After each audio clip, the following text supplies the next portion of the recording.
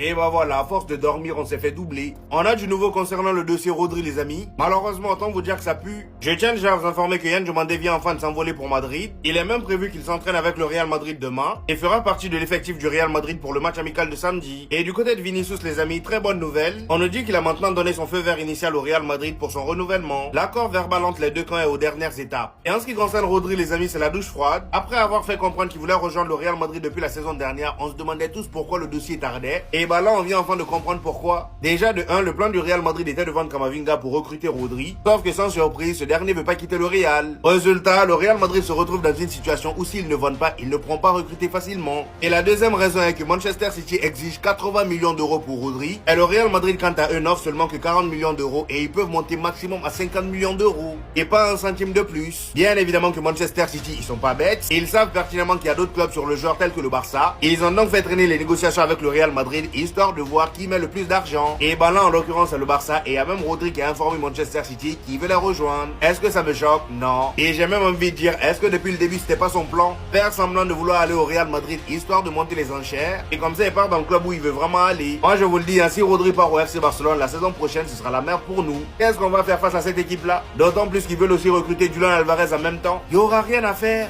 Les gens se connaissent presque tous. Mis à part Rafinha et Julian Alvarez, c'est l'équipe d'Espagne qui est là.